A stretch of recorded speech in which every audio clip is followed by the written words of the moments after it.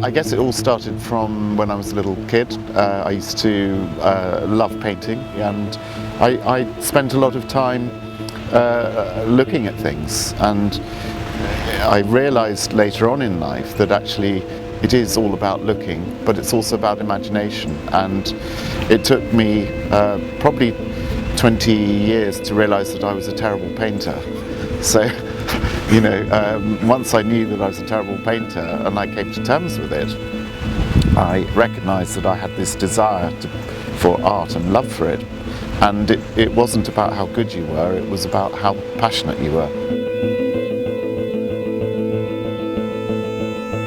Light, well, it was the realisation, because I think a lot, and I really worked out that light was a medium that started everything. I mean, there's something really beautiful about, you know, light is an ephemeral medium. You know, you flick a switch and it's on, you flick it back and it's off.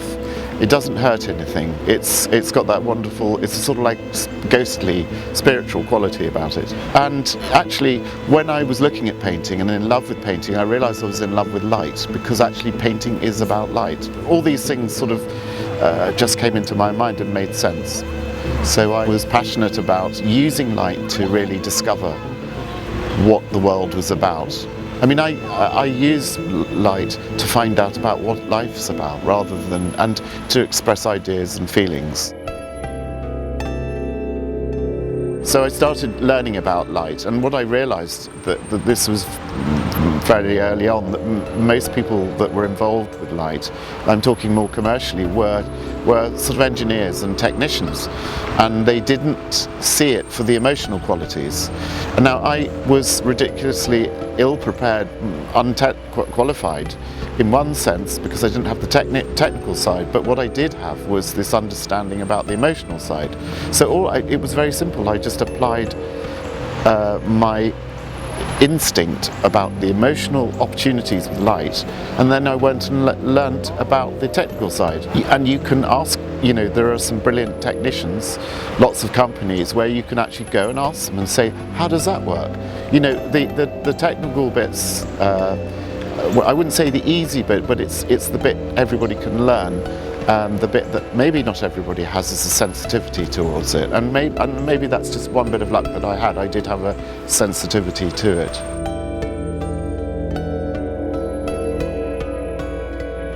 There are lots of stories one wants to tell, because life's about that, and I have sort of quite a eclectic imagination, and you know, so I'm interested in technical things, I'm interested in music, I'm interested in language, and I'm interested in trying to understand myself, you know, and what life's about. When I decided that I was going to give this a real shot, I thought it's got to have meaning, and it's got to be more than a vanity project. You know, it's not about that. I didn't want it to be that. I wanted to understand what connection was, and this sounds a bit cliche, but I believe that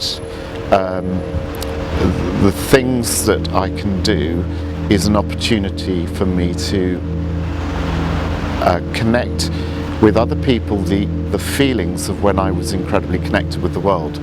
A lot of the pieces that I love doing are to do with moments of time where I go back to a memory, and I'm not trying to recreate that memory, I'm just trying to extract the feeling of happiness that I had at that moment. And they're simple ideas, really. I'm not trying to overlay it with deep and meaningful things. All I'm trying to say is this is more of a feeling of joy when I was doing something, and it could have been with my kids, it could have been when I was a kid, it could have been anywhere. Do you know what I mean? Then a narrative grows, you know, and I have great fun trying to bring that narrative into, and it sort of changes. That you use interesting materials, ideas, it all comes together, and then you deliver that, and hopefully it has its own song.